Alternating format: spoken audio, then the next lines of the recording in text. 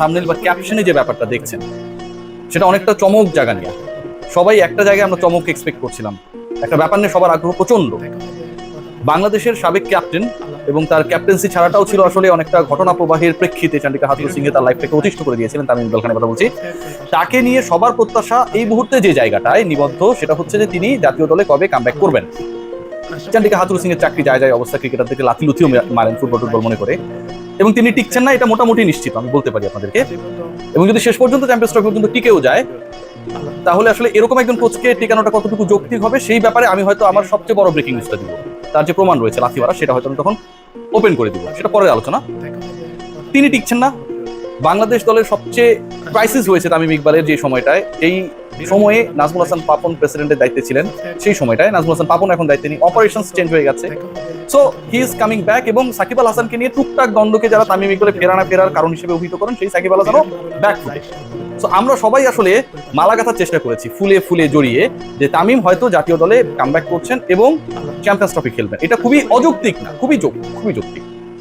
কিন্তু অবস্থা দৃষ্টে আমার রিসার্চ আজকে বাংলাদেশ ক্রিকেট বোর্ডে সকাল থেকে যা হয়েছে, আমি সন্ধ্যা অবধি ছিলাম, যতটুকু বুঝতে পেরেছি ক্রিকেট বোর্ডের কর্মচারী কর্মকর্তা এনএসসির একটা সূত্র আমাকে অনেকটাই কনফার্ম করেছে এখন পর্যন্ত যে ঘটনা, তাতে তামিম ইকবাল ডেফিনেটলি বাংলাদেশ ক্রিকেটের সাথে আরো স্ট্রংলি জড়িত হতে যাচ্ছেন।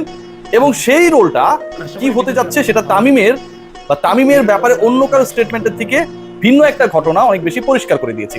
খালেদ মাহমুদ সুজন, বাংলাদেশ জাতীয় দলের সাবেক ক্যাপ্টেন, বিসিবির সদ্য সাবেক পরিচালক, গেম ডেভেলপমেন্ট কমিটির চেয়ারম্যান, ক্রিকেট অপারেশনসের ভাইস চেয়ারম্যান, তিনি আজকে সকালবেলা তিনি পদত্যাগ করেছেন। তার পরিচালকের পদ থেকে তিনি পদত্যাগ করেছেন।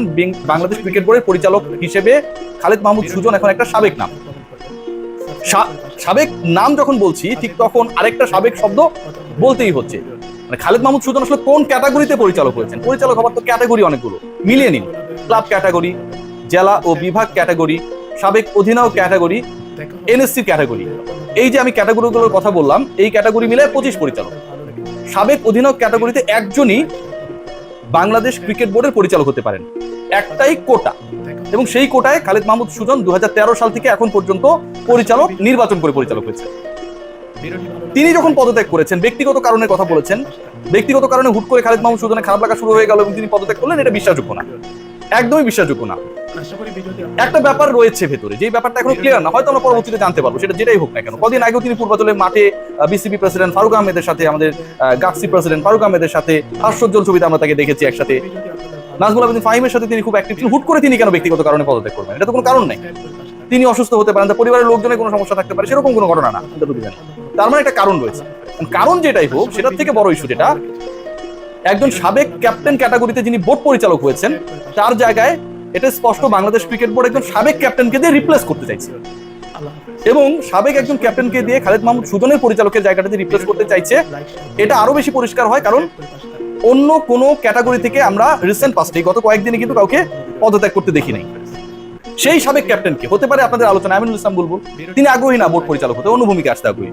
তার মানে তার অপশন বাদ। মোহাম্মদ আশরাফুল, তার অপশন বাদ, কারণ ফিক্সিং ইস্যু নিয়ে অনেক ধরনের সমালোচনা হচ্ছে, যদিও আশরাফুল এটা নিয়ে ভুল স্বীকার করেছেন। এই ব্যাপারটা নিয়ে এখনো যে এত চর্চা হচ্ছে সেটা আসলে তিনি এক্সপেক্ট করেন না, এটা আমিও এক্সপেক্ট করি না। থার্ড যে অপশন খালেদ মাসুদ পাইলট, তিনি নিজে মামলা খেয়েছেন, জমি দখলের মামলা কিছু আগে খেয়েছেন, সত্য মিথ্যা পরের হিসাব। তো এদের তিনজনই বাদ। যেহেতু কোনো একটা জায়গার ইশারায় খালেদ মাহমুদ সুজন সাবেক ক্যাপ্টেন ক্যাটাগরিতে নির্বাচিত পরিচালক পদত্যাগ করেছেন, তার মানে বাংলাদেশ ক্রিকেট বোর্ড সাবেক ক্যাপ্টেন ক্যাটাগরিতেই কাউকে পরিচালক করতে চায়। এবং সেই নামটা, যে তিনজনের নাম বললাম, আশরাফুল, বুলবুল, পাইলট, কেউ না, তার মানে কে? তাহলে কে আছে? কে বলেন? তামিম ইকবাল খান।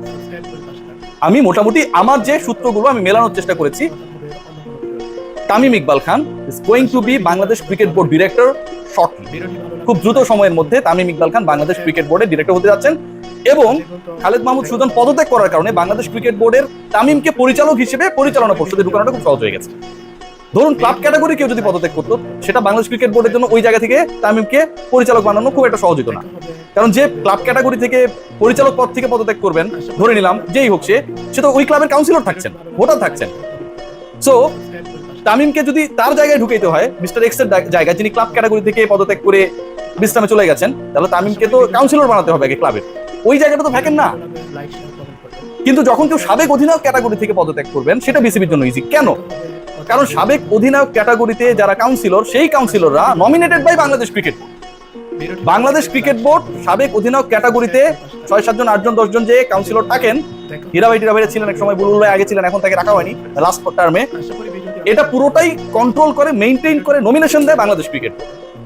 সো ওই জায়গায় বাংলাদেশ ক্রিকেট বোর্ড যে কারো জায়গায় তামিম ইকবাল খানকে রিপ্লেস করতেই পারে এবং এরপর একটা ওপেন ইলেকশন দিয়ে দিবে, যেখানটায় সাবেক অধিনায়ক, এক্স ক্রিকেটার এবং বিভিন্ন শিক্ষা বোর্ড ভোট রয়েছে, বিকেএসপি টিকেএসপি ভোট রয়েছে, সেই জায়গা থেকে 16টা সম্ভবত ভোট আসবেন তামিম ইকবাল খান।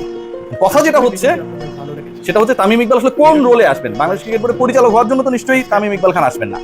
ফারুক আহমেদের কমিটি তার বিগেস্ট চমক যেটা দিতে যাচ্ছে সেটা যদি হয় তামিম ইকবাল খান, তাকে বোর্ডে নিয়ে আসা, বোর্ডে একজন ইফেক্টিভ ক্যান্ডিডেটের দ্বারা বেস্ট রোলটাকে এনশিওর করা, তাহলে তো তাকে একটা ইফেক্টিভ ডিপার্টমেন্ট দিতে হবে। Let's discuss about to particular department, একটা হচ্ছে ডেভেলপমেন্ট, আরেকটা হচ্ছে ক্রিকেট অপারেশনস। ডেভেলপমেন্ট কমিটির এখন যে অবস্থা, তাতে খালেদ মাহমুদ সুজন চলে যাওয়ার পর চেয়ারম্যান আর নেই, ভাইস চেয়ারম্যান রয়েছেন একজন, কিন্তু ডেভেলপমেন্ট কমিটির চেয়ারম্যান নেই। তার মানে ডেভেলপমেন্ট কমিটি চলতে পারে, যেহেতু এখনো একজন ভাইস চেয়ারম্যান রয়েছেন, তাকে চেয়ারম্যান করে দিয়ে অথবা অন্য কাউকে চেয়ারম্যান বানিয়ে ভাইস চেয়ারম্যানকে তার জায়গায় রেখে ফারুক ভাই ভালো বুঝবে, এটা একটা অপশন রয়েছে। কিন্তু cricket operations totally blank. Jalal Yunus তিনি পদত্যাগ করেছিলেন, ওই যে পদত্যাগের যে হিসাব নিকাশ শুরু হয়েছিল, সর্বপ্রথম পদত্যাগকারী পরিচালক ছিলেন Jalal Yunus, cricket operations chairman যিনি ছিলেন, তিনি পদত্যাগ করেছেন। তারপরেও ক্রিকেট অপারেশনস নিয়ে কিছুটা হলো আশার আলো ছিল, ফারুক আহমেদ নিজে দেখছিলেন, সিইও ছিল এবং ভাইস চেয়ারম্যান তো ছিলেনই, খালেদ মাহমুদ সুজন কিন্তু ভাইস চেয়ারম্যান ছিলেন। এখন এমন একটা অবস্থা হয়েছে, ক্রিকেট অপারেশনসের চেয়ারম্যান জালাল ইউনুস নেই, ভাইস চেয়ারম্যান খালেদ মাহমুদ সুজন নেই, কিন্তু ক্রিকেট অপারেশনসের কর্মকাণ্ড ongoing.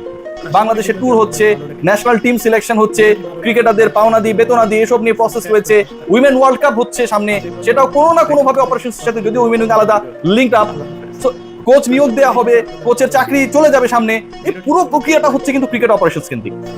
You need someone dynamic who can play his role successfully, who knows the Bangladesh cricket very well.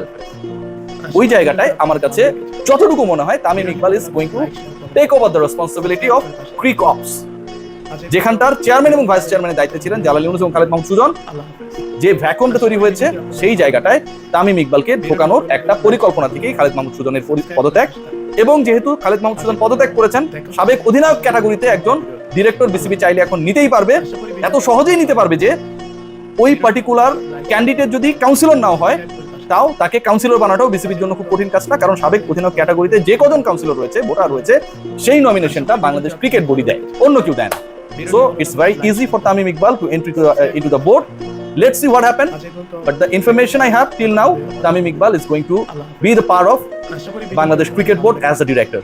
তার ক্রিকেটে ফেরার সম্ভাবনাটা আপাতত খুব কম, খুবই কম। সবাই ভালো থাকবে, টেক গ্রেট কেয়ার। ফারুক আহমেদের এই বোর্ডের সবচেয়ে বড় চমক হতে যাচ্ছেন তামিম ইকবাল ভিন্ন রোলে।